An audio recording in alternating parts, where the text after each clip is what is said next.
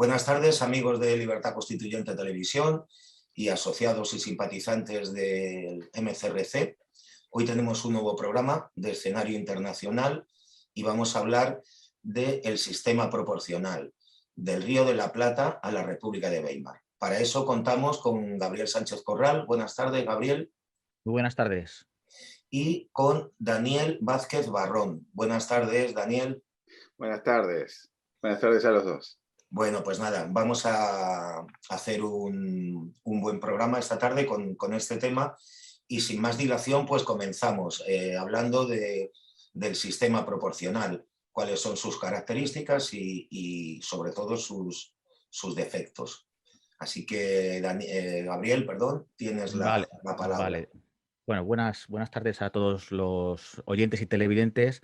Y bueno, el sistema electoral proporcional es, lo llaman, es un sistema de elección. Realmente no es un sistema de elección, es un sistema de refrendo que se implementa y que es el sistema perfecto, pues de alguna forma para incluir, más allá de los fascismos del partido único, etcétera, del sistema también del partido de la Unión Soviética, partido único, etcétera, para incluir, para asimilar a las masas adentro de la estructura del Estado.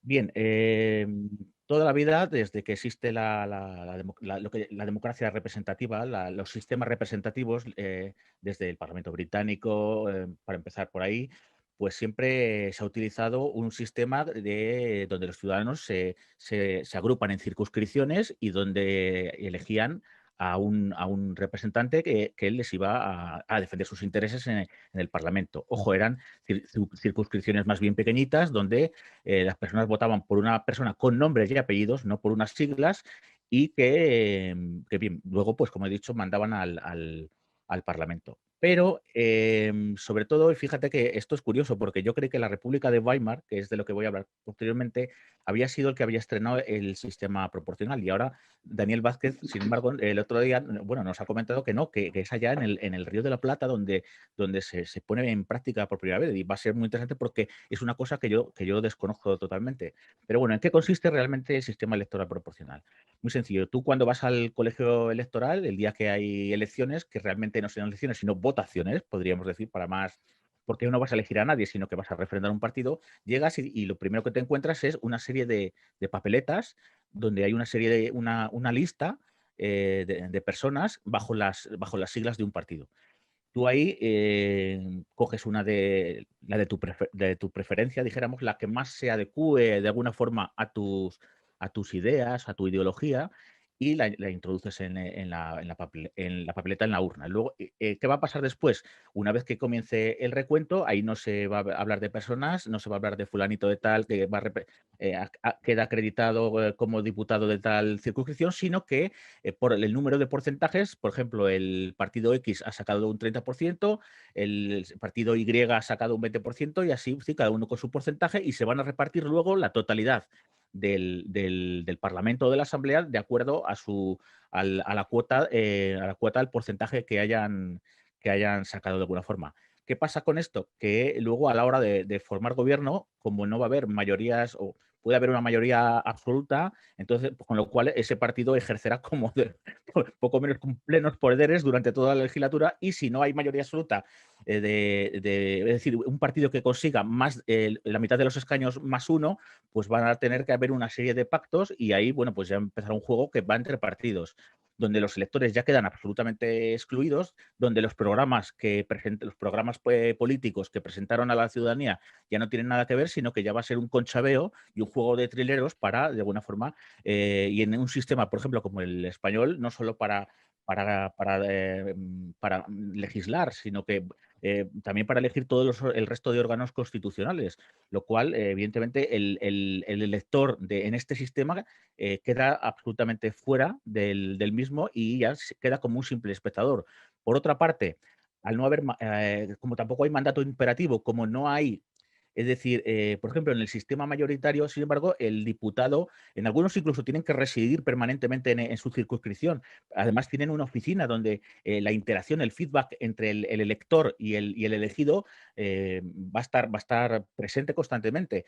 Por tanto, hay un control de alguna forma a ese diputado que se ha elegido, como digo, ha sido elegido en el sistema mayoritario por su nombre y apellidos y, por tanto, con una responsabilidad. Frente a esta otra responsabilidad difusa o no responsabilidad en el sistema proporcional que consiste en, en simplemente haber elegido una lista. ¿Por qué digo que en el sistema proporcional no se elige? Evidentemente, claro que no se elige. Tú puedes elegir a una persona con nombre y apellidos, pero cuando te presentan unas siglas y una lista que ya está hecha, lo único que puedes hacer en todo caso es refrendar. Que por otra parte, esa lista, además, esos nombres que aparecen debajo del primero van a responder siempre al mandato del que los ha puesto, que es generalmente el jefe del partido o el aparato. Es decir, le deben lealtad al el número 2, el número 3, el número 4, el número 5, etcétera, le deben lealtad única y exclusivamente al número 1. Y no le van a contradecir, además, no le van a llevar la contraria dentro de las propias, de las propias siglas, dentro del propio partido, porque si no, en las siguientes no les pondrá. Por tanto, quedarán fuera de mamar de la teta del Estado, de alguna forma. Creo que esta es, de alguna forma, la esencia. Por otra parte, también, como acabo de decir al principio, el sistema proporcional también sirve para que las oligarquías sigan manejando los países de alguna forma y además haciendo gala de que las masas están adheridas a ellos de alguna forma, cuando la naturaleza de la representación no es que nadie se adhiera por una ideología a otra persona. La naturaleza de la representación es de que una comunidad elige a un individuo para que vaya frente al órgano, en este caso legislativo, a defender los intereses, a solucionar los problemas y con un programa que se le ha elegido. Es decir, tampoco se pueden irse más allá de ese programa elegido porque si no, las siguientes los ciudadanos no lo elegirían.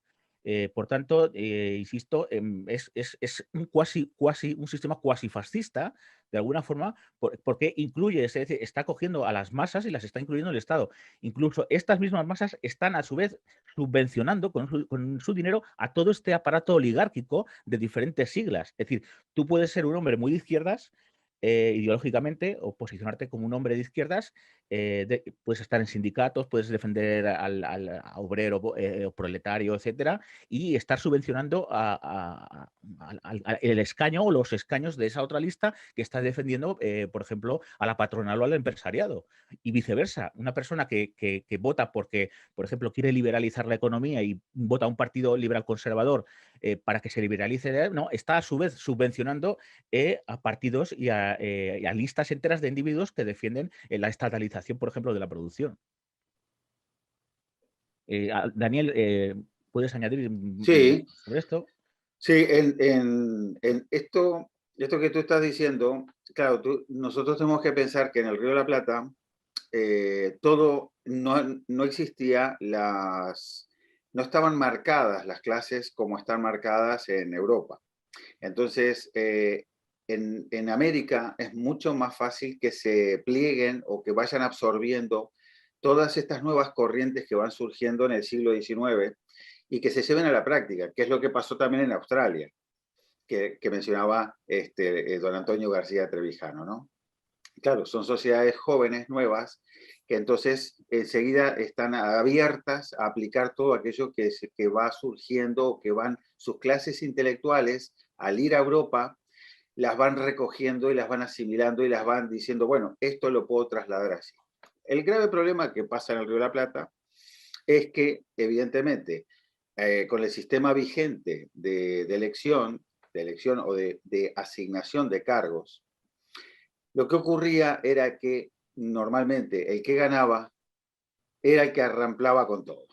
Entonces, el sistema del General Ticket. Entonces, esa lista que tenía X cantidad de votos, el otro que perdía tenía X menos 5, pero entonces se llevaba todos los cargos el que ganó. Y el otro que tenía una diferencia de pocos votos, porque en esas épocas los que tenían posibilidad de votar eran muy pocos, entonces no podían acceder. Y además de no poder acceder, el que ya estaba arraigado en el poder no lo quería largar. Entonces sabía perfectamente que no podía dejarle al otro que asumiera eso, que pudiera acceder, porque entonces le iba a pasar lo mismo que él estaba haciendo al segundo. Todo esto genera entonces una suerte de corrupción.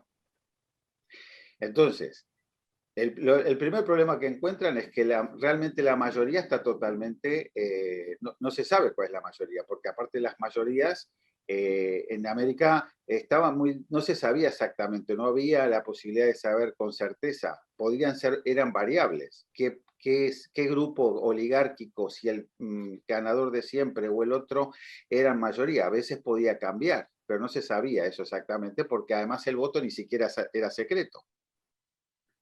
Anda, eso no lo sabía yo. Claro, entonces el problema era serio. Entonces, de hecho, muchos problemas se organizaban antes de llegar a un grupo de gente que iba a una mesa de votación, y entonces había un grupo de matones que ya veían cuál era esto, sabían perfectamente qué era lo que estos iban a votar, y entonces en el camino los interceptaban y trataban de que no llegaran. O sea, había de todo.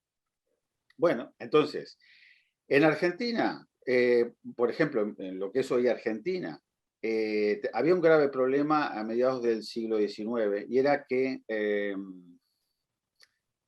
se había dividido en lo que era la Confederación Argentina y lo que era el Estado de Buenos Aires cuando el gobernante Rosas es derrotado. Entonces, cuando Juan Manuel de Rosas es derrotado, a partir de ese momento se pasa a un estado de que se divide, y queda por un lado las provincias, que serían la Confederación Argentina, el Estado de Buenos Aires, a partir de más o menos 1854, más o menos, y después lo que hoy es Uruguay, que antiguamente formaba parte de las Provincias Unidas del Río de la Plata, ya era un estado independiente. O sea, que primero solucionó su problema, en realidad fue Uruguay, que era el estado uruguayo. Bueno, pero están muy relacionados. Uruguay y Argentina, en realidad, están muy relacionados. Entonces, incluso los juristas y abogados y muchos profesionales ejercían tanto en un lado como en el otro del Río de la Plata. Y por lo tanto, todas estas ideas también se van formando como se formó el tango en el Río de la Plata. Y también esto se va pasando de una orilla a la otra, y se va aprendiendo en un lado y en otro. Y la primera aplicación en el Río de la Plata del sistema proporcional lo tiene la Constitución de 1854 del Estado de Buenos Aires. Ahí es donde primeramente se establece el sistema proporcional como un sistema para llenar las vacantes en cualquier grupo o cualquier organismo colegiado, asambleario. Ajá. Yo Ahí es quería, donde, sí, sí, bueno, termina porque luego hago un pequeño apunte también sí. sobre el origen del sistema proporcional y también sobre una cuestión sobre las minorías en España, pero termina, por favor. Simplemente que el sistema lo había arrancado el primer ministro Karl Andrade en Dinamarca. Era él el que lo había empezado a aplicar, ya dio el pistoletazo de salida a este sistema. Pero ya todo esto se estudiaba en América. Estaban al tanto de todo lo que iba ocurriendo, porque se comunicaban, porque viajaban continuamente a Europa. Entonces estaban continuamente en contacto con lo último, que era lo último que estaba surgiendo. Y se aplica entonces primeramente en la Constitución del Estado de Buenos Aires. Recordemos que Argentina es un Estado federal, por lo tanto las provincias tienen sus constituciones. Y después, cuando se reunió otra vez Buenos Aires con las demás provincias, y a partir de ahí estuvieron siempre unidos, cada uno quedó con su constitución. Y bueno, has hablado de don Antonio García Trevijano, y recuerdo que siempre contaba anecdóticamente que, bueno, de alguna forma el sistema proporcional lo había inventado un telegrafista. Él decía que lo había inventado un telegrafista y se había exportado a Australia, que había sido una colonia penitenciaria. Claro. Fíjate, Sí. de alguna forma hacía este juego de verdad de conceptos don Antonio. Y bueno, respecto al sistema proporcional, por ejemplo, en la transición española, también contaba don Antonio García Trevijano que fueron los socialdemócratas, de alguna forma, que dijeron con una llamada entre los herederos del franquismo y Felipe González o alguno de estos prebostes, pues le dijo, vale, aceptamos monarquía a cambio del sistema proporcional. Claro, ¿por qué? Porque todavía no sabían las fuerzas que tenían, de alguna forma, y de esta forma, pues todos estábamos representados, ¿no? De ahí que en los sistemas proporcionales generalmente se tiene que dar consenso, porque si no se da consenso y empiezan a fragmentarse, aquello, como luego comentaré en la República de Weimar, se hace prácticamente ingobernable. Pues bien, no, lo que quería decir es que se argumentó además que el sistema proporcional iba a servir para integrar en ese proyecto que ellos llaman proyecto de nación, cuando la nación al fin y al cabo es la herencia de siglos y ¿verdad? La solidificación de corrientes, de movimientos culturales, económicos, etcétera, la heredamos de alguna forma la nación. Bueno, pues según ellos, que tienen este José Antoniano y Orteguiano, el tema del proyecto, siempre son proyectos, ¿no? Como si Claro. fuera uno a emprender una empresa, ¿no? Bueno, no lo sé. Y decían que para incluir a los nacionalistas, sobre todo a los vascos y catalanes mayormente, pues de alguna forma el sistema proporcional, decían, bueno, esto lo van a aceptar porque además, bueno, primero les iba a interesar sobre todo a las oligarquías, que en España, pues, vamos a ver, si nunca ha tenido un gobierno formalmente democrático, ha sido un país dominado siempre por las oligarquías. Venimos de ahí, es nuestra herencia y es lo que nosotros desde movimientos como el MCRC pues queremos absolutamente cambiar y que el país sea de quien debe ser, que es de los ciudadanos. Pero bien, entonces dijeron, ven, pues con el sistema proporcional, lo que era Convergència i Unió, el partido que se organiza alrededor con Pujol y toda esta gente, la propia Esquerra Republicana de Cataluña, bueno, a las oligarquías, claro, les viene divinamente. Y no solo eso, sino que además dicen, bueno, vamos a tener peso en Madrid.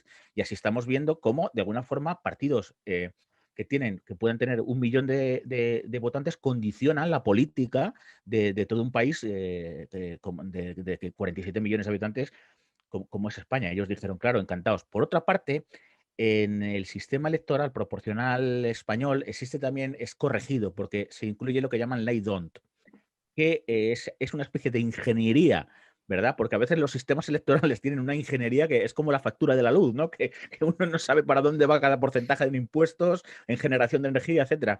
¿Y qué pasa? Bueno, pues que la ley DONT además corrige la proporción de tal forma que las provincias con menos población, para obtener un diputado, por ejemplo, en mi provincia, que soy de Guadalajara, que es pequeña, tiene 3 diputados asignados por la ley, y pues para conseguir un solo diputado, hacen falta infinitamente menos votos que, por ejemplo, para obtener un diputado en Madrid o Barcelona, de alguna forma.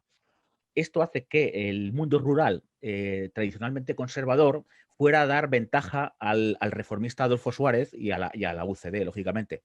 Y iba a ir en detrimento de partidos como podía ser el PC, el Partido Comunista en ese momento. Insisto, por otra parte, le da mucha representación a los partidos que llamamos del independentismo. Hoy sí, antes se decían soberanistas o nacionalistas, hoy ya podemos decir directamente independentistas de la periferia de España y que condicionan absolutamente la política de todo un país. Y bueno, hemos estado sin gobierno. Bueno, fijaos ahora en Alemania, creo que todavía no tienen gobierno, ¿no? Por ejemplo, pero es que en Alemania en Alemania, de alguna forma, bueno, pues también tiene un sistema, es un sistema Listo. es mixto, muchísimo más complejo, Sí. porque yo he descubierto además, indagando sobre estas últimas elecciones alemanas, que no hay tope de diputados, o sea, sino que No, hay una horquilla abierta para que una serie de compensaciones, sí. primero se escrutan las circunscripciones uninominales y luego ya van a las listas de partido, en fin, y luego hay un sistema de, pues según bueno, un auténtico lío que, en fin, pudiendo hacer las cosas más sencillas, yo no sé a veces por qué nos metemos, bueno, no deja de ser ingeniería política y que conlleva a una ingeniería social, de alguna forma, porque luego estas listas todopoderosas implementan sus programas ideológicos y como tienen todos los órganos del Estado, manejan además todo el humus periodístico del oficialismo y al final lo que hacen es meter en la cabeza de los ciudadanos literalmente a marcha martillo y porque tienen el poder y el dinero, ideas y necesidades o crean necesidades que a priori el propio pueblo ni siquiera las tiene, de alguna forma. Sí, en cuanto al Río de la Plata, lo que te digo es que eso se fue aplicando porque generó guerras civiles. Mm. La minoría la minoría generalmente en Uruguay, por ejemplo, el partido minoritario era un partido muy vinculado con la gente del campo, de las tareas rurales, de las haciendas, y entonces el otro partido, que era el más ganador, que es el Partido Colorado, y el otro se llama Partido Blanco, este, son del año 1836 esos partidos, o sea, son de los partidos más antiguos del mundo, los partidos políticos más antiguos. Entonces, ocurría que el Partido Blanco, que siempre quedaba relegado, bueno, lo reclamó y como no tenía suerte, tuvieron que ir a la lanza, a la guerra de las lanzas, digamos, porque en esa época empezó todo ya en 1870, después en 1887 se repitió, y por último, la última, digamos, gran guerra civil fue en el 1904, y ahí fue donde entró el sistema de la proporcionalidad. Ahí fue donde entró el sistema proporcional para calmar. Por Para tanto, poder... hablamos también de un consenso, de alguna forma, ¿no? Sí, sí, Para, claro. claro, por la guerra civil. Hubo un consenso porque, claro, nosotros es que coincide con primero que nada coinciden varias cosas. Lo primero que coincide en las fines del siglo XIX es que el Partido Colorado, de la mano de José Valle Ordóñez, va organizando su partido político de tal forma de que invierte las cosas. Entonces dice que lo que tiene que generarse es una buena base popular en el partido, y por lo tanto promueve que se formen en los barrios, en los distintos barrios, porque eran un partido urbano, entonces en los barrios que se generen los clubes de los barrios, para que de ahí vayan a los departamentos, a las autoridades departamentales y después a las nacionales. Y él pretende de esa manera, yo creo que más demagógicamente que por ilusión, porque era una persona muy inteligente, y no creo que sea por ilusión que él pensaría realmente que el partido tendría las tendencias que le marcara la base, sino que sería precisamente al revés. Desde arriba se dictarían los mensajes y la propaganda que bajaría, y él tenía además un medio de prensa que se llamó el diario El Día, que hoy ya no existe, que a través del cual él bajaba toda esa información y toda esa propaganda de lo que él pretendía hacer. Tanto tan así que incluso fue el promotor del diario del día del Vintén. O sea que muy barato para que la gente más pobre pudiera acceder rápidamente a la información que él entonces transmitía a través de ese medio de prensa. Entonces, coincide entonces la organización de los partidos al estilo de partidos de masa. El Partido Colorado es el que arranca con eso y lo sigue inmediatamente después, a su manera, el otro partido, el Partido Nacional. Después se va consolidando el Estado moderno. O sea que prácticamente esa guerra civil de 1904 es como si fuera una revolución francesa para el Estado uruguayo, porque es ese Estado moderno. Nace el Estado moderno a partir de ahí, el Estado moderno sea el Estado socialdemócrata, ese Estado del benefactor, el Estado de bienestar, que evidentemente cada vez se va agrandando más y va confundiéndose con la sociedad, porque en Uruguay tienen la costumbre de identificar el Estado como que el Estado somos todos. El Estado, este señor José Valle Ordóñez era de la idea de que el Estado representa a la sociedad. Representa a la sociedad, por lo tanto, en la que no hay, dentro del Estado no puede haber lucha de clases, porque claro, fue el único lugar prácticamente de América donde pudo germinar las ideas de un filósofo alemán Krause, que era de segunda fila. El krausismo de General de los Ríos y todo eso, todo ese krausismo fue a dar a Uruguay a través de José Valle Ordóñez. Sí, no obstante, es que aquí en España pasa igual. Son sociedades civiles muy flojitas porque primero se ha idolatrado al Estado, son sociedades estatalizadas, el Estado Sí. benefactor es todo Estado. De aquí que, por ejemplo, en Don Antonio, en Teoría de la Pura de la República, y en la mayoría de sus intervenciones siempre hablaba de la nación representada en su asamblea y como contrapoder del Estado, que además tiene nada menos que los medios de policía, de represión, el monopolio de la violencia, etcétera, etcétera. Y a mí hay una cosa que siempre me chirría mucho de los medios españoles, del oficialismo, ¿no? Lógicamente, que es que siempre hablan del Estado, es una cuestión de Estado, es un hombre de Claro. Estado. Y a mí, en el fondo, se nos tendría que poner los pelos de punta. Porque, sí, claro, y si llega alguien, y si llega un asesino a la cúpula del Estado, como tiene todo el... No, no, mire usted, no. Lo suyo sería un hombre de nación, un hombre de pueblo, de alguna forma. Y Claro. también intentaron, y ahí se vio, por ejemplo, con el peronismo también, y Ujú. coger toda la masa y poco menos que estatalizarla, o el PRI, el PRI, el partido en México, ¿no? Son partidos, pero que luego se estatalizan y directamente, claro, ya todos somos Estado, es una vanagloria del Estado, el Estado benefactor y poco menos que la gente, no hay nada más allá del Estado, de alguna forma. Se loa al Estado, hombres de Estado, todo Estado, Estado, Estado, Estado, Estado. Y veo, según me estás contando, procesos Ujú. muy parecidos de alguna Sí, forma. sí, sí, Me ha sí, sí, llamado sí. me ha llamado la atención la organización que dices que se empezó por barrios y tal, pero y esto me ha retrotraído más a la Revolución Francesa, a los Sí, sí, cordeliers, los jacobinos, ¿verdad? Los clubes, pero que sí. claro, luego una vez que se hacen fuertes, se hacen fuertes arriba, dicen, no, no, no, ya, cuidado, cuidado, cuidado. Y claro, empiezan Sí. a En liquidar a todo realidad, disidente. es que en realidad el camino es al revés, es desde las cúpulas hacia abajo, porque Claro. es el partido organizado, evidentemente, no puede cumplir otra cosa que no sea la ley la ley de hierro de las oligarquías. Entonces, eh, todo eso era simplemente, era humo, o sea, encanta a los oídos, pero en realidad no podría cumplirse nunca. De todas maneras, le da una organización de tal manera que entonces todos van, todo se militariza, digamos, los partidos se militarizan. Los partidos se militarizan. Y además, este señor tiene la característica de que llevó a Uruguay conjuntamente, ingresa con él el sistema de la proporcionalidad que ya los venía solicitando el partido perdedor, pero él tuvo la grandeza, digamos, de contemplar al que perdió. Pero a partir de ahí nace el consenso. Claro. Nace el consenso, entonces viene el reparto.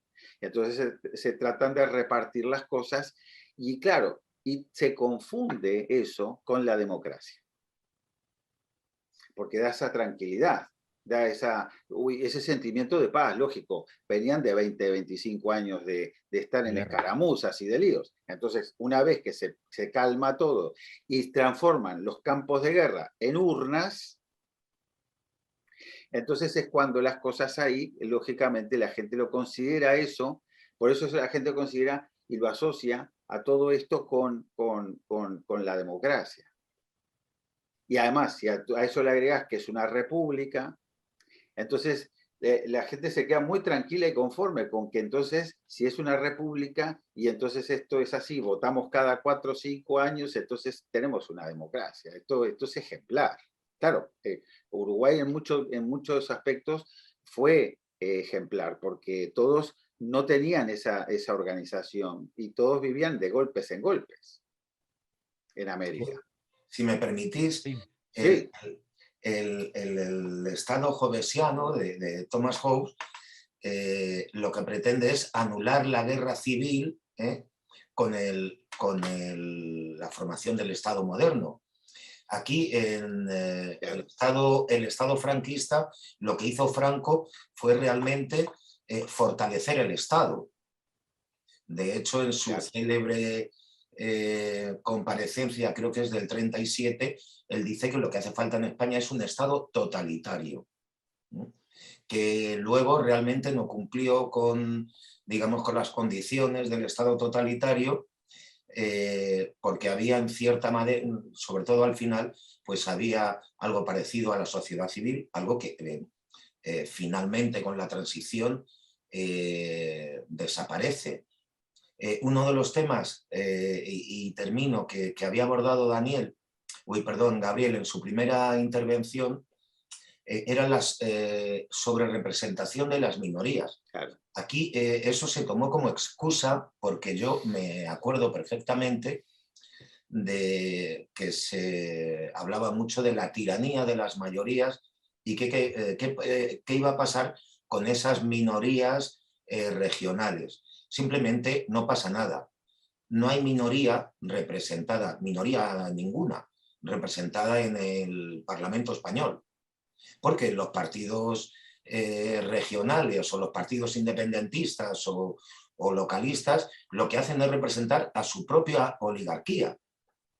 O sea, no hay ningún tipo de representación. Entonces, la falacia de la tiranía de las mayorías, eso se hace donde no hay representación política o donde esta está limitada.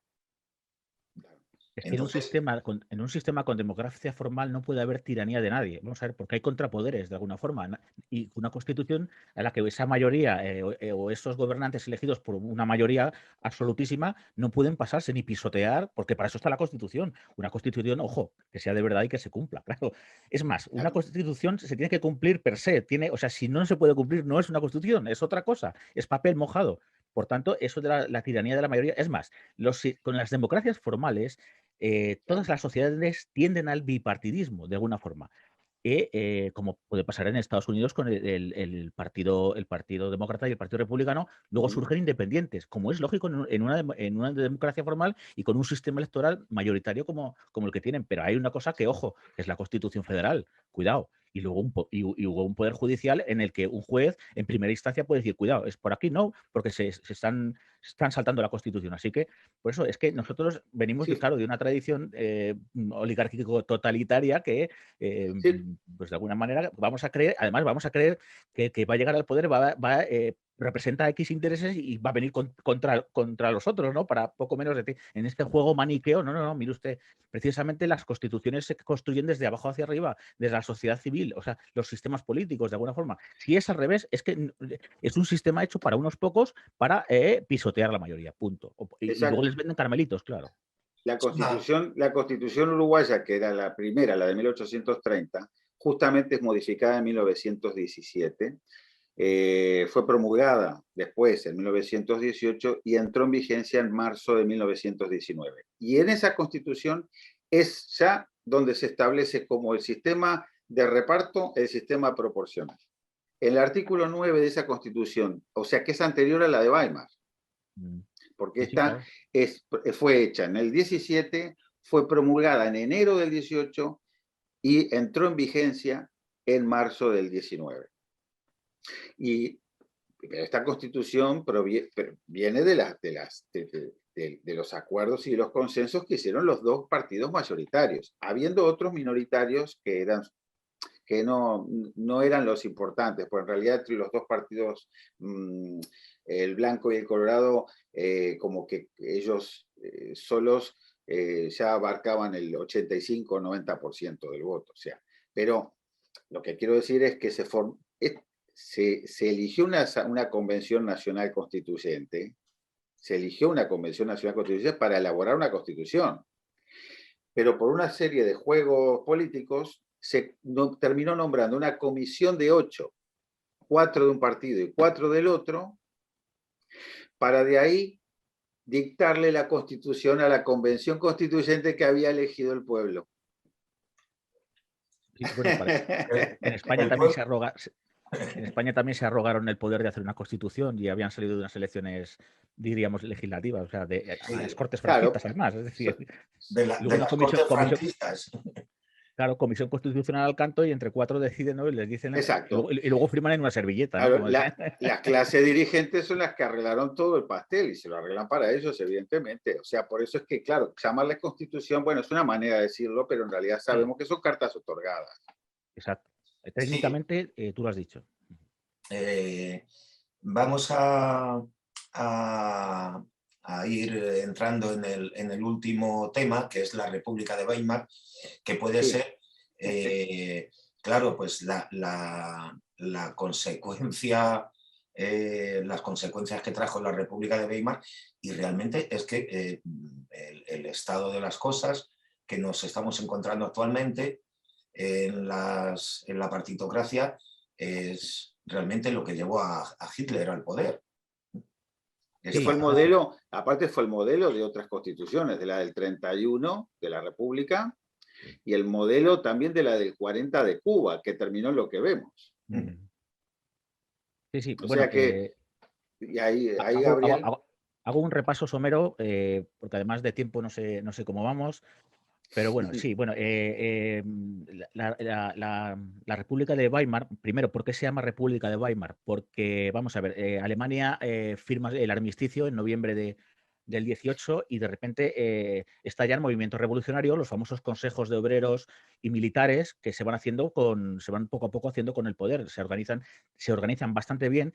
Por ejemplo, en Baviera, sin embargo, estalla un movimiento que denominan, se quiere denominar Estado Soviético de Baviera, literalmente, con unos personajes en fin, de lo más bohemio de la ciudad, se encaramó a los palacios del poder. Bueno, en fin, fue una época, sobre todo muy convulsa. Daos cuenta, acababa de perder una guerra Alemania. Eso es impactante y eso, en todos los sentidos, eso desmorona literalmente pone en convulsión a una sociedad entera. Bueno, pues después de que se establecen los famosos consejos de obreros y tal, ya empieza a tener preponderancia el SPD, que es el Partido Socialdemócrata de Alemania, y bueno, también tenía mucha fuerza lo que llaman el Partido Centrum o Partido del Centro, que era un partido sobre todo de bases católicas, de alguna forma. Entonces, en una dialéctica entre estos dos, van poco a poco copando el espacio político, aunque hay una miríada de partidos que surgen en esta época, siempre en los momentos ¿verdad? De transición, no más que transición, de ruptura, surgen miles, cientos de grupos que intentan hacerse, pues claro, con el poder, bueno, en política ya sabemos, es conquista del poder y su mantenimiento. Bien, el caso es que deciden que en Berlín no es una ciudad segura para empezar a construir algo nuevo políticamente, y deciden, entre los socialdemócratas, el Centrum y, dijéramos, los más moderados, de alguna forma, deciden marchar a la ciudad de Weimar por su significado, sobre todo cultural y para los alemanes filosóficamente. Por ejemplo, grandes filósofos habían vivido en Weimar, y, en fin, era como por ejemplo para los polacos Cracovia, una ciudad donde más allá del poder político estaba el poder cultural, lo ancestral de alguna forma. ¿Qué pasa? Bueno, pues sí hacen elecciones y, ojo, debaten con qué sistema se va a elegir cómo se va a elegir el nuevo, se sigue llamando el Reichstag, por cierto, la palabra Reich nunca desaparece durante la República. ¿Con qué sistema electoral se va a llevar a cabo la elección? ¿Qué ocurre? El Partido Socialdemócrata, la SPD, ya venía desde en los últimos momentos del reinado del Kaiser Guillermo, de antes incluso de la guerra, pidiendo un sistema proporcional, porque decía que el sistema mayoritario estaba muy manipulado por un fenómeno que conocemos muy bien en España, que es el caciquismo, de alguna forma. Bien, claro, nosotros reivindicamos un sistema mayoritario, pero ojo, con voto secreto, es decir, unas condiciones absolutamente civilizadas, de alguna forma, pero lógicamente con corrupción, la corrupción se extiende y corrompe todo, y también incluso los sistemas electorales, y en un momento donde bueno, el Parlamento del Kaiser era básicamente algo presencial, no tenía amplio. Es más, luego el Kaiser hacía lo que le daba la gana, y su Consejo de Gobierno hacía lo que le daba realmente la gana. Pues bien, se establece un sistema de elección proporcional. Y ojo, dentro de los debates ya hay un político, no recuerdo el nombre, no sé si era Hartmann, un político liberal, que avisa de los peligros del sistema proporcional.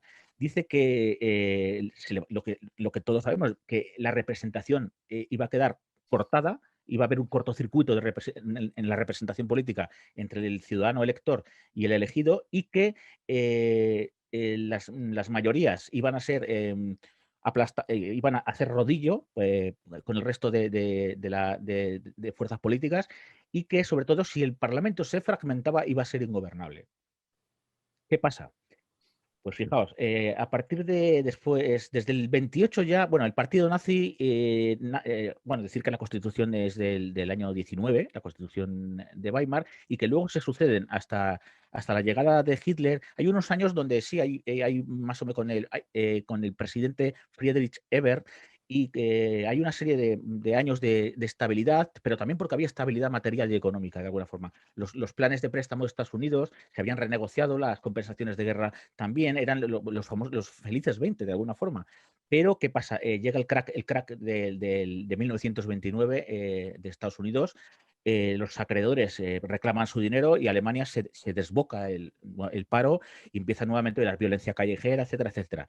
Y el partido nazi, que también Adolf Hitler entra en el partido nazi precisamente en el año 1919, en el 20 ya se ha convertido en el líder supremo, pero el partido nazi no tiene apenas, se presenta a elecciones, a veces saca algún concejal, a veces en los estados regionales, en los Länder a veces tiene una nimia representación, pero lo que es en lo que hoy es el Bundestag, en la Asamblea Nacional, no tiene apenas representación, 5 o 7%, etcétera. Pero, ojo, en el 28 ya se veía venir algo, es decir, antes de la tormenta, o sea, antes de llover chispea, ¿no? Que también dicen para otras cosas. Bueno, antes de la tormenta los truenos ya empezaban a sonar y el partido nazi empieza a subir. Llega a tener en torno al 27, 30, al 37% de voto. Luego tendrá su máxima nivel de voto en el año, en marzo del 33, pero ya con toda la oposición amordazada o encarcelada. Pero vamos, que el partido nazi de por sí nunca, ni mucho menos, hubiera llegado al 50%. Por tanto, en un sistema mayoritario, Adolf Hitler es posiblemente, probablemente, jamás hubiera llegado a la Cancillería. Más que nada porque toda la clase bueno, es un tema más complejo que este repaso somero que quiero hacer aquí, pero básicamente lo que pasa en Francia. A mí me hace mucha gracia cuando dicen Le Pen a punto de ser presidente de la República Francesa, o ahora otro populista que acaba de salir también, no recuerdo ahora el nombre, bueno, que es un tertuliano de estos, contertulio de las televisiones, ¿no? Que dice palabras grandilocuentes, vale, puede pasar a segunda vuelta, pero jamás, o sea, en segunda vuelta va a ser, el resto del país se une para votar al candidato, dijéramos, más homologable a lo que es un sistema normal. Y ojo, fijaos que Hitler también, antes de ser canciller, en el año 32, cuando estaba en declinación, estaba declinando el partido nazi, ve una oportunidad política en presentarse no a la Cancillería, sino a la presidencia del Reich. Tenemos que decir que perdón, a la presidencia de la República de Weimar.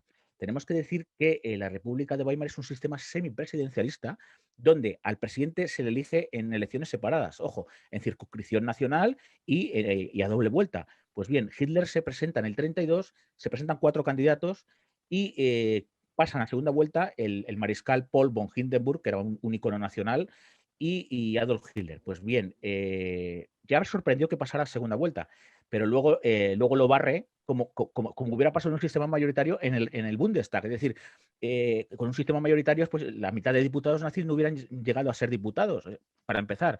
¿Y qué pasa después? Se empieza a fragmentar. Una vez que la crisis del crack del 29 empieza a hacer daño al pueblo alemán, a la economía alemana, se empieza a fragmentar cada vez más el Reichstag.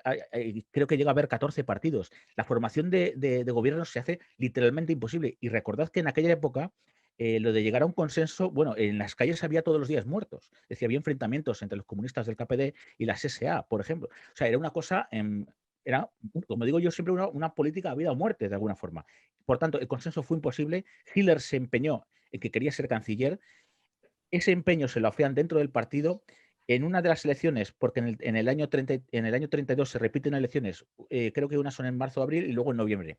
Pues en las de noviembre, en las segundas, pega un bajón, pierde 2 millones de votos y mucha gente decían, esto está prácticamente, Hitler ya prácticamente, o el partido lo quita y pone otro, o no va a llegar al poder nunca. Pero él insiste, un hombre que tuvo fortuna, jugaba a órdagos, como decimos jugando al mus, jugaba a blanco o negro, y finalmente von Papen, que es el que iba a ser vicepresidente con Hitler, representante del partido de centro, convence a Hindenburg como diciendo, déjale entrar que nosotros te le controlaremos.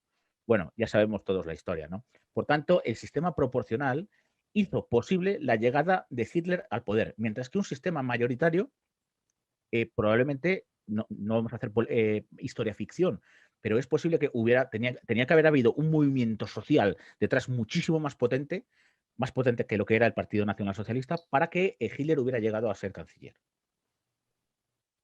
Bueno, pues yo creo que estamos en el tiempo ya para, a ver, sí, yo creo que estamos en el tiempo ya para finalizar el programa. No sé, Daniel, si quieres añadir alguna cosa.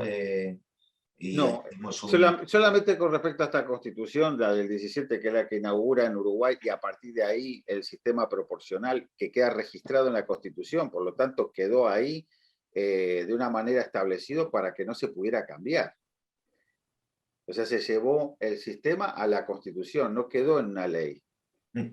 Y tiene otra característica esa constitución, y ya te dejo, Gaby, que este señor, que había viajado por Europa también y había estado mucho en Suiza, trasladó a Uruguay el Ejecutivo Colegiado, que son los únicos dos países que han aplicado en los últimos 120 años el sistema de un Ejecutivo Colegiado, pretendiendo de esa manera tratar de evitar esos gobiernos personales, romper un poco la tendencia presidencial que había en la Constitución del 30, pero no la puede romper. Después vuelve a la tendencia de un ejecutivo unipersonal. Pero bueno, nada, como anécdota esto del ejecutivo colegiado, porque es el único país después de Suiza que lo practicó 2 veces. Y bueno, un pequeño apunte también respecto a lo que dices de incluir las leyes electorales, o el sistema electoral, mejor dicho, en la Constitución, es blindarlo de alguna forma. La República de Weimar también se debate sobre si el sistema electoral tiene que ir en Constitución o no. Finalmente se consigue. Lo blindan en la Constitución, aunque luego dicen, bueno, luego a base en una ley específica hay normas y la normativa se desarrollará Pero una vez que queda ya blindado dentro de la Constitución, ya moverlo es muy, muy, muy, muy difícil. Y no tenemos más que ver en España. Y Max España Weber no se va a tocar una coma de la ley electoral. Creo que Max Weber cuenta sobre la elaboración de esa constitución y cómo se elaboró la constitución de Weimar en el Ministerio del Interior. Fíjate, casi nada, ¿no? O sea, no fue, fue elaborada en los pasillos y en lugares, en recintos, en cubículos dentro del Ministerio del Interior, porque el publicista que la realizó no es Weber, por supuesto, pero él participó en las reuniones en las que se discutían estas cosas y también la elaboraron 3, 4, 5. Claro, al no haber un proceso constituyente, nada, pues ¿cómo se va a elaborar una constitución como la española? Pues en los pasillos, en un ambiente de mercado de ganados, ¿no? De chalaneo.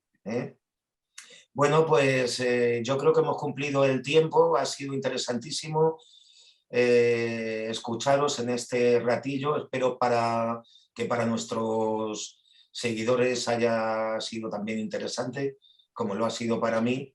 Y nada, os mando un abrazo, Gabriel y Daniel, y nos vemos en la siguiente. Igualmente, cómo no, cuando guste. Vale, gracias a los dos. Un abrazo muy grande a los dos. Bueno, un abrazo.